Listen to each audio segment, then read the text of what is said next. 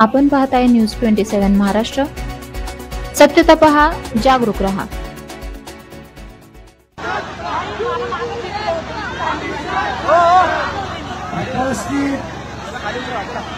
सर्व आंदोलन करताना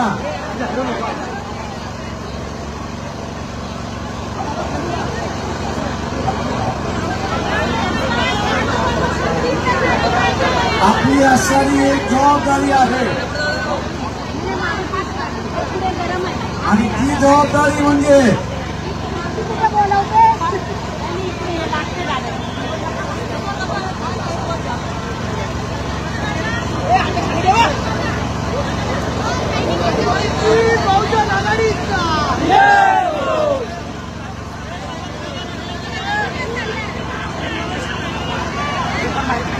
सर्व आंदोलनकर्त्यांची असणारी एक जबाबदारी आहे.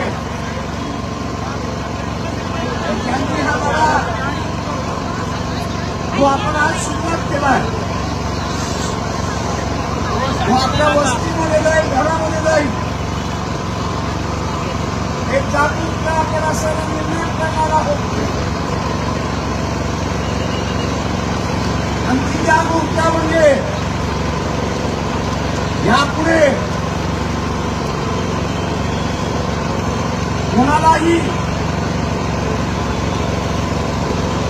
चळवळ असेल किंवा डॉक्टर बाबासाहेब आंबेडकर असतील यांच्याबद्दल आदरानेच वक्तव्य करावं लागेल, अन्यथा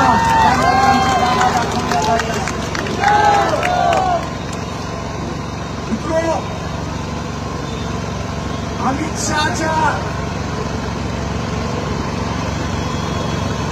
वाचवायला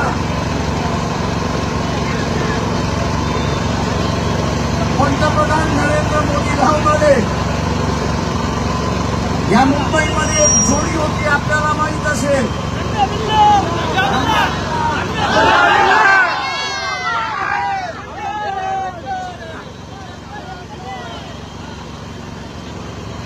आता हे रंगालीला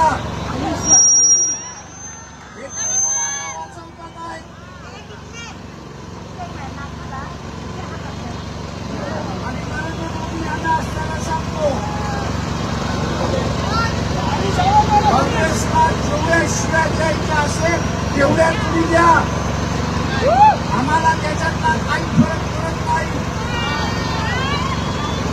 पण त्याच्यामुळे तुमचं चारित्र्य उज्ज्वल होता का अजिबात नाही, हे लक्षात घ्या.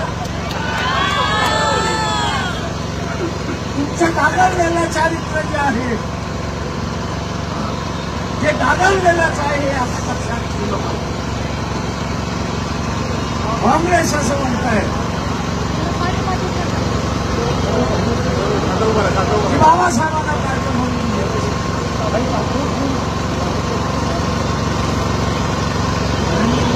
तुम्हाला सरळ विचारतो, या मुंबईतल्या मध्य मुंबईमधल्या 52च्या असणाऱ्या लोकसभेमध्ये RSS आणि डावे पक्ष एकत्र होते की नाही ते असताना सांगा. दोघांनी मिळून या मध्य मुंबईमध्ये मध्य मुंबईच्या असणाऱ्या बाबासाहेबांना हरवण्याची फक्त काँग्रेस नव्हतं, RSS पण होतं त्याच्यामध्ये. आणि का हरवलं तर बाबासाहेबांनी सांगितलं की काश्मीरमध्ये जे सैन्य घुसलं होतं ते पूर्ण तुम्ही ताब्यामध्ये घेतलेलं नाही आणि पूर्ण ताब्यामध्ये न घेतल्यामुळे येणारे पिढ्या यांचं रक्त सांडेल याची आपल्याला कल्पना त्या ठिकाणी करता येणार नाही. आणि म्हणून त्यांनी आग्रह धरला होता की हा काश्मीरचा जो असणारा प्रश्न जो आहे तो तुम्ही ताबडतोब असताना मिटवला पाहिजे. नाही, त्यांचा शब्द होता की इंडिया विल लीड. आणि आज आपण असताना बघतोय या काश्मीरच्या प्रश्नावरनं भारताला असंतोष या भागामध्ये आणि उरलेल्या भागामध्ये वाढतोय अशी असणारी परिस्थिती. नरेंद्र मोदी हा इतिहास आपण विसरला हे असताना किंवा आपल्या पहिल्यांदा चारित्र्यात आपल्या पहिल्यांदा असताना चारित्र्याकडे त्या ठिकाणी पाहिलं पाहिजे. आपलं चारित्र्य स्वच्छ असेल तर तुम्ही दुसऱ्यांवरती टीका करू शकता, नाही तर चिकलफेकी तुमच्यावरती होणार शिवाय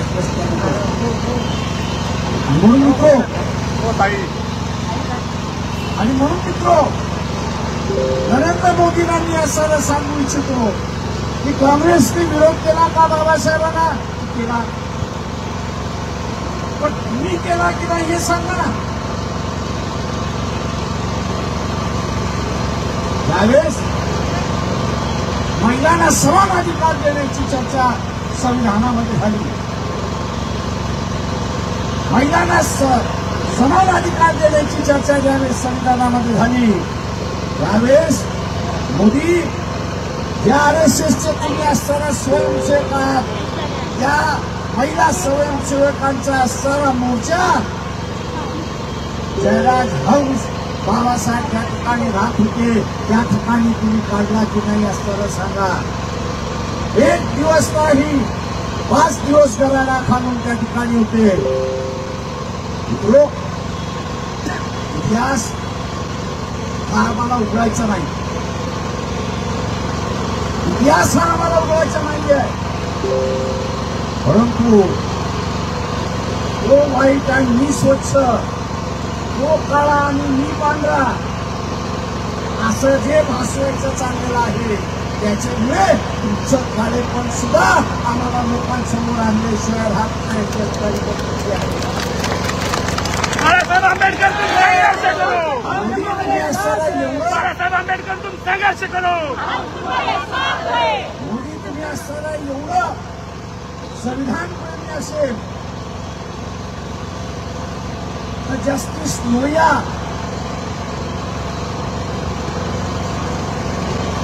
यांचा अंत कसा झाला याचं सांगा.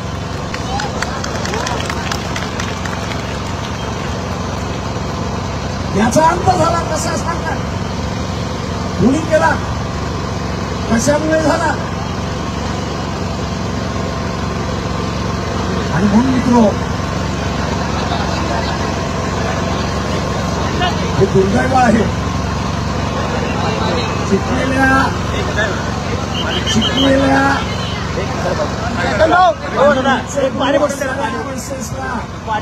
पाणी द्या नाही स्वतःचा गृहमंत्री गडीपार आहे तो चालतो,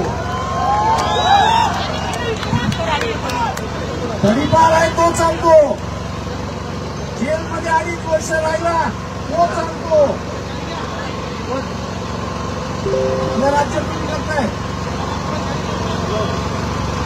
कुठल्या परिस्थितीमध्ये तुम्ही असणारा राज्य करताय आणि तुम्ही असणारा इतरांना नीतीच्या गप्पा गोष्टी त्या ठिकाणी मारायला लागलेला आहात.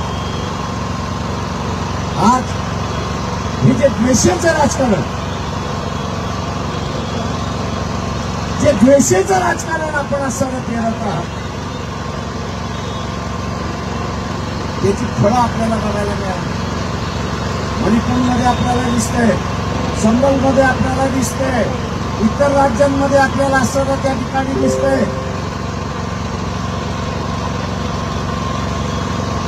यांचं राज्य म्हणजे भांडण लावण्याचं म्हणजे यांचं असणारं राज्य आहे. नरेंद्र मोदी तुम्हाला असताना चांगला फिरून मिळाला नाही विरोधी पक्षामध्ये.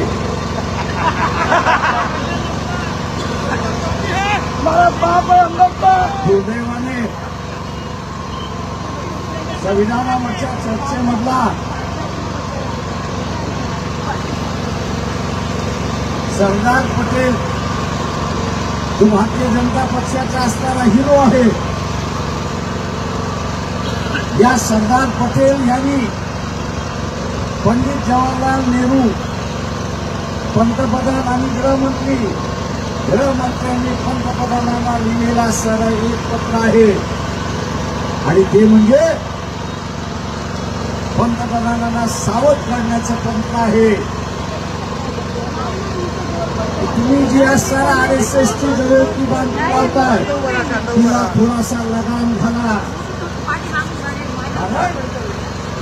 RSS असणारा तुमचं सरकार उलटून पाडणार आहे, तूट लावणार आहे.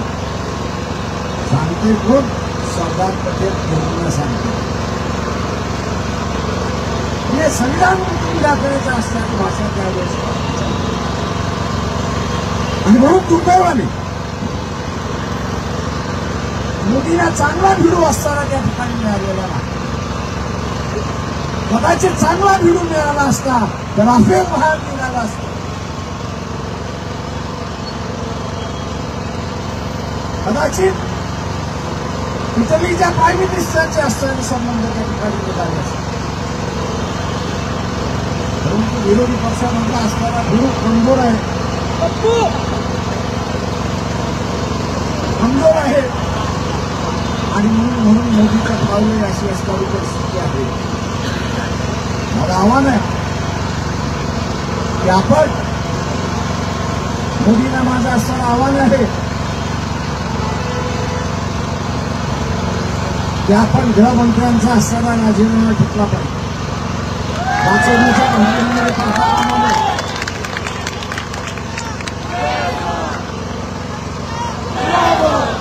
आपलं आंदोलन हे चालू राहील. आपलं आंदोलन हे चालू राहील. आज आपण सुरुवात केलेलं आहे. आपलं आंदोलन हे चालू राहील. आज आपण सुरुवात केलेलं आहे.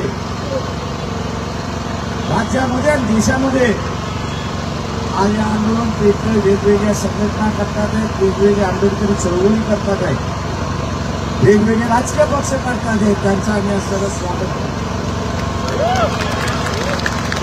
त्यांचं आम्ही असं स्वागत करतोय.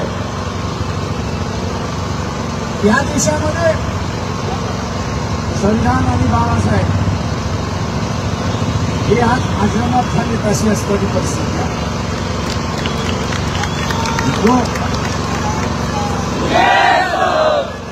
अरे बाळासाहेब आंबेडकर संघर्ष करो. ताकद दाखवून आपला आक्रोश आपण व्यक्त केला.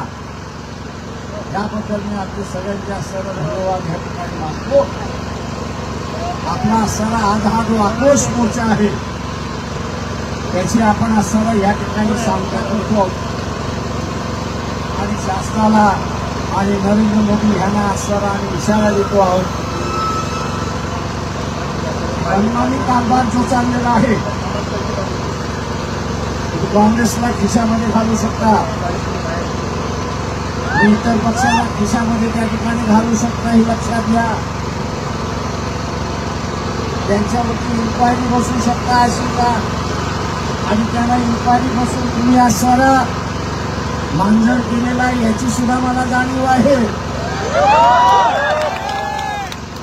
9 वेळा मोदी मी माझी चौकशी केलेली आहे. 9 वेळा केलेली आहे. एक ऑफिसर आला आणि म्हटला प्रकाशराव माझं प्रमोशन आहे काहीतरी सांगा. आदिवासी घर आहे आणि म्हटलं ही जी समोरची बसलेली जनता आहे तुम्हाला खाय प्यायला घालते मी म्हणजे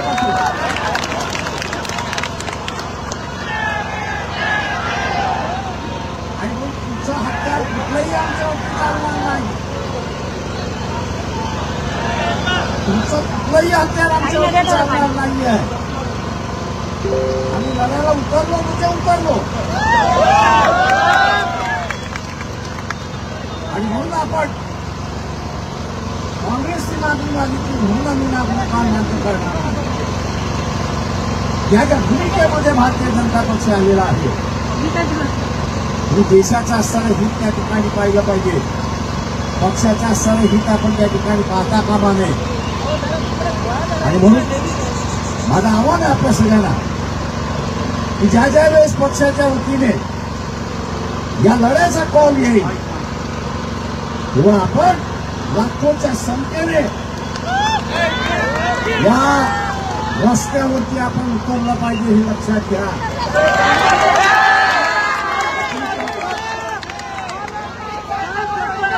आपली ताकद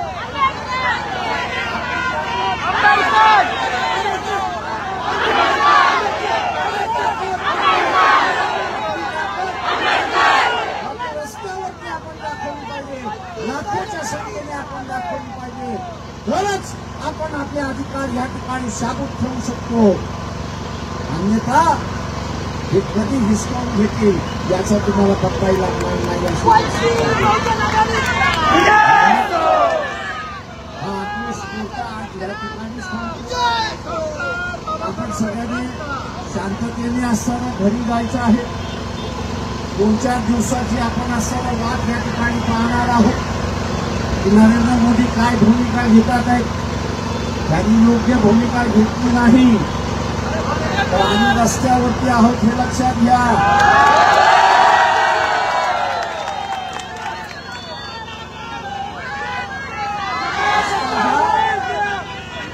रस्ता हा